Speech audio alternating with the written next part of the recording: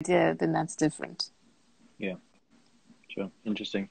So now during this period, during the lockdown, there's obviously people are going to be spending a lot more time at home, possibly obsessing over food, what to cook, the ingredients that they've got. What sort of strategies or advice have you got to people regarding more time at home and in terms of cooking or nutrition and stuff like that?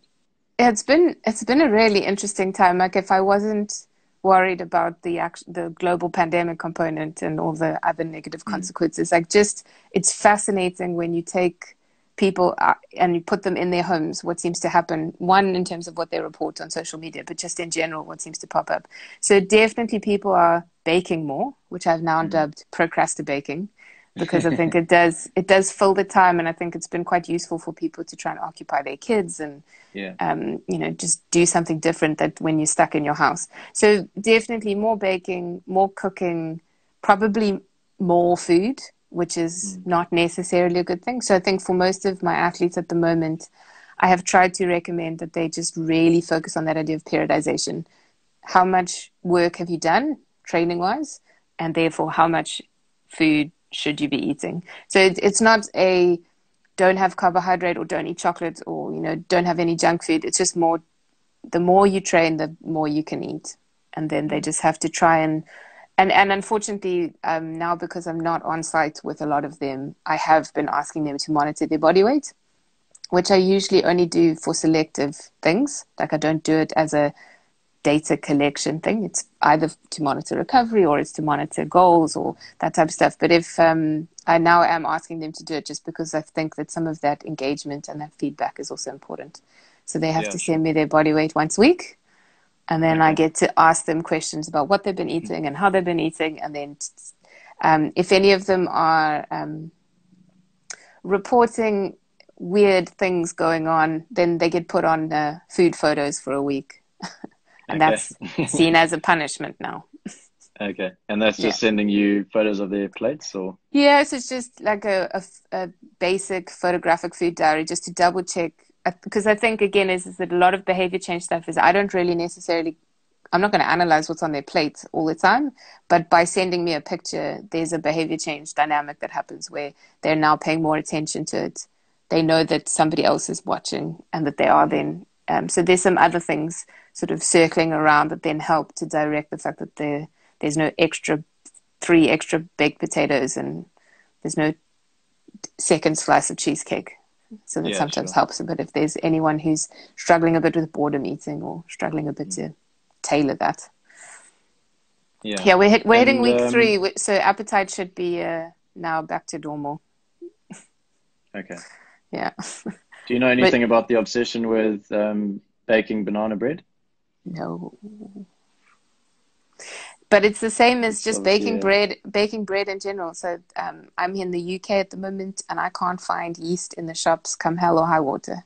So mm. I know in South Africa apparently it's to be make pineapple beer, not Okay. bread. But here there's definitely I think the other day I couldn't even find flour in the shops either. So there's a I think there's a part of us as humans where baking takes longer and banana bread is easy. You can't really mess it up.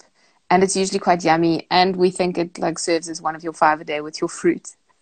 Okay. So somewhere we get in there. And then of course when you actually make it and you realize how much oil and flour and sugar is and things, you tend to maybe hopefully not eat the whole thing yourself. Sure.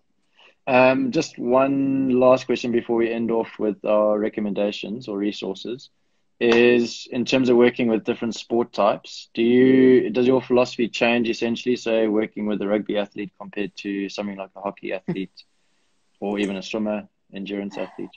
I think that overall philosophy that I explained to you earlier, where I am trying to get people to eat better, like physically their behaviors are the most important, not their knowledge base or their ability to tell me how much protein's in something. So that definitely doesn't change independent of what type of sport. But I Mm. do think that each sport has its own like superstitions and its own trends and its own fashions, basically.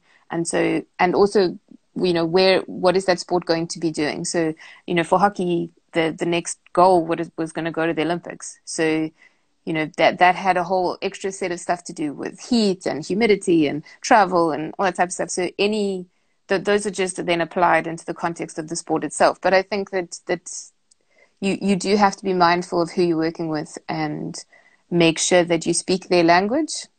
Yeah.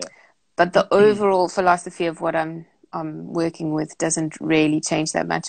I will say that probably where I have to still sometimes tailor it is basically when an athlete actually needs to be pushed to do something properly. So if you've got your swimmer and they're on track for something specific, but they're just not adhering to their body composition is just not going in the right direction, then obviously the escalation of things to make sure that they actually get to where they need to be is important. But it comes at a cost, because obviously then you have to start yelling at people and monitoring them and being the detective to try and figure out when they're not doing what you're telling them, and assuming that they're not being honest. And so that has its own pitfalls.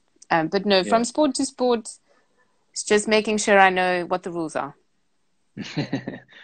And yeah.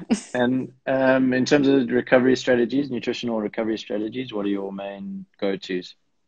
I do like the 3 R's, or however we've tried to acronymize nutrition as well. So if you've got rehydration, refueling, and repair, and then those ones pretty much target the main parts. But I think also with recovery at this point, and maybe this is where my PhD sort of head comes in, is that I do think that changes in appetite are quite relevant.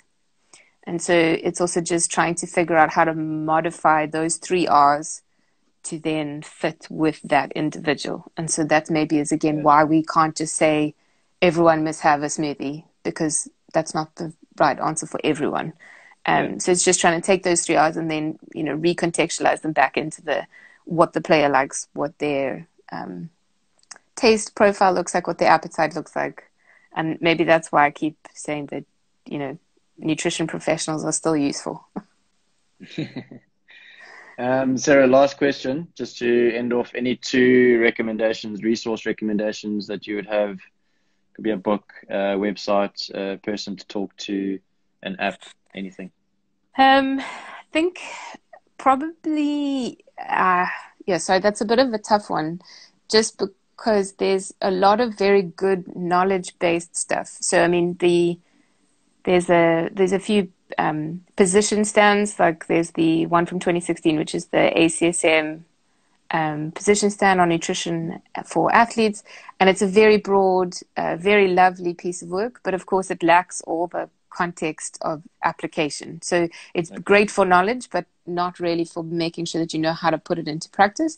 And then the IOC position stand around supplementation from the end of 2018 is a very useful resource as well for anyone who's needs to double check whether a supplement may or may not have a role within their sport or within their context.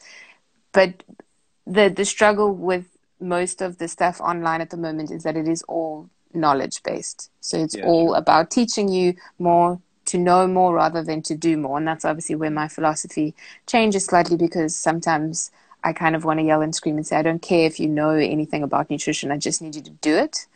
And then I need to figure out what you need to do to make you the best athlete. And then that's where I would prefer people would focus. But that's not how online resources work. I think that's where the interaction with someone like a mentor or someone else that's got the experience already comes in handy. Yeah. And also working within a team. And that's why, nutritionists can't work in isolation either. I have to be best friends with strength and conditioning, and or biokinetics and physio and possibly a coach. And you need to have those relationships to be able to know what it is that your athlete's going to be doing in the first place. So that is also really important, and you won't learn that in a textbook, unfortunately. No. All right. Cool. Thank you so much, Sarah. It's a pleasure. It was a Thank nice, you. interesting chat, and I think there are a lot more questions that we could run through, but we'll leave it for another time. Cool. Then I will see you then. Cool. Thank you. Enjoy Bye. your evening. Bye. You too.